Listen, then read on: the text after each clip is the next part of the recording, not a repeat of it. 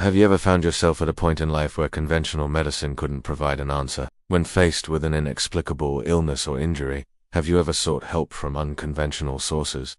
Today, I share a tale of my own experience. It is a journey that led me to confront the shadows of uncertainty and seek solace in the realm of the unknown. 9 years ago, I awoke one morning to an excruciating pain in my lower abdomen. It was a sensation I had never experienced before. It felt like something sharp was stabbing me, like knives twisting inside me. I rushed to the hospital and underwent a series of tests, but to my disbelief, the doctors told me there was nothing wrong. How could this be? I thought. How can I be fine when I feel like I'm being stabbed from the inside? The pain lasted for over 4 months, despite visiting multiple hospitals, undergoing countless tests and trying every possible treatment. Each time the results were the same. No diagnosis. The doctors couldn't find a thing. I was terrified. Finally, I decided to visit one of the biggest hospitals in the capital. I made an appointment, and after several days of endless testing, blood tests, x-rays, and scans, the doctor came in with a grim look. "You have nothing wrong with you." "It's not possible," he said. "Not possible?" I asked, shocked. "How can you say that? I feel like I'm dying every night from this pain. How can you tell me there's nothing wrong?" I was prescribed painkillers, but the agony never subsided. The pain continued to torment me day and night. Then one day, while at a gathering with a friend, he asked me, "So, Abdulaziz, how's the pain? Did the doctors find anything?" I replied, "I've been everywhere, but they all say there's nothing wrong. Yet the pain never leaves me. It's still here, even now, as we're talking." He stared at me for a moment, and then said something unexpected. "Listen, Abdulaziz, the doctors can't help you. This sounds like something supernatural. You need to see a sheikh." I laughed nervously. "A sheikh? Why would I see a sheikh?" He replied, "I'm serious. You should visit Sheikh Abu Saleh. He's known for curing things the doctors can't explain. People come from far and wide for his help. He's not a regular healer, he has a real gift." I was skeptical, but something in his words stuck with me. The next day at 6 a.m., I left the city and drove toward the village where my friend said Sheikh Abu Saleh lived. It was a long journey, over 8 hours on the road. I pushed myself to drive faster, eager to find out if this man could help me. By 4 p.m., I finally arrived in the village, but to my surprise, they told me I was mistaken. Abu Saleh doesn't live here. He lives on the other side of the mountain, in a small village, at the foot of a giant hill. It's about 40 kilometers away, but you'll need at least 5 hours to get there, because it's all rocky roads. They told me. I couldn't believe it. 40 kilometers through the mountains. I thought it was impossible, but I decided to press on. The road was rugged, the car barely moving, but I endured the 5-hour journey. At last I arrived at the base of the mountain and saw a faint light shining from a small house. It was Abu Saleh's place. The house was old and made of clay. It seemed like no one should live, the it was isolated. I approached and knocked on the door. A gruff voice answered.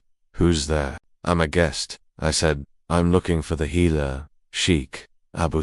The door creaked open, and a man in his 50s appeared. His face was strange, unsettling. He looked me over, his eyes narrowing. "Who are you?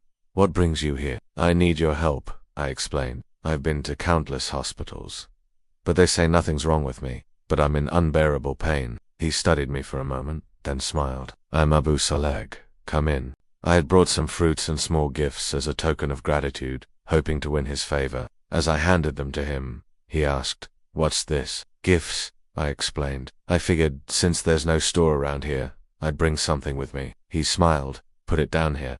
Now, tell me why you've come. Why did you travel so far?" I told him about the relentless pain in my lower abdomen, the hopeless visits to every doctor, and the lack of answers. His smile faded, and he motioned toward a small room at the end of the yard.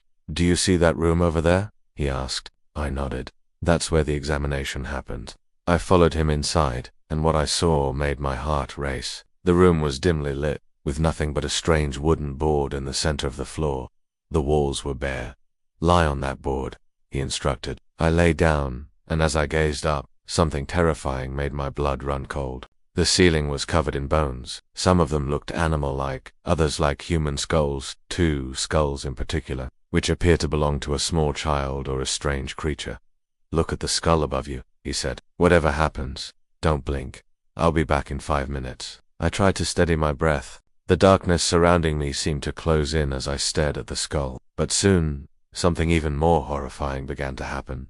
My vision blurred. I saw circles, as if the bones were moving, and the skulls seemed to grin at me, laughing. I could barely breathe.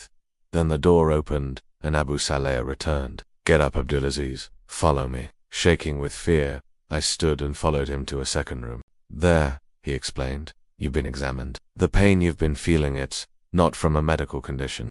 You were seen by beings you can't see, and they've already started the treatment. Don't worry, you'll be healed soon." I didn't understand. "What do you mean? Who are these beings? What do you mean they examined me?" Abu Saleh smiled again, a strange look in his eyes. "They are creatures, They've been around long before us. Their knowledge far surpasses ours. They've given you the treatment you need." I still couldn't believe what I was hearing, but the herbs mixed with honey worked. The pain faded. The ailments in my body disappeared, one by one. I felt a relief I hadn't known in months. Abu Saleh's story was unbelievable. But one thing was certain: something supernatural had occurred. My encounter with Sheikh Abu Saleh and the subsequent events left an indelible mark on my life. The tale of the mysterious beings who offered me relief from my ailment continues to echo in my thoughts. While skepticism often clouds our understanding of the paranormal, I can't help but wonder about the hidden forces that may lie beyond our perception. Now, I'd like to hear from you. Have you ever experienced something similar? Or perhaps you've heard of cases that defy conventional medical explanations? Feel free to share your stories or thoughts in the comments below. Your experiences might resonate with others who've encountered the inexplicable. And if you found this story intriguing, I invite you to give it a thumbs up and share it with those who might appreciate a good mystery. As always, thanks for watching. And if you haven't already, consider subscribing to stay updated on our future content. Until then, take care and keep an open mind for the extraordinary. Who knows when it might reveal itself in your own life.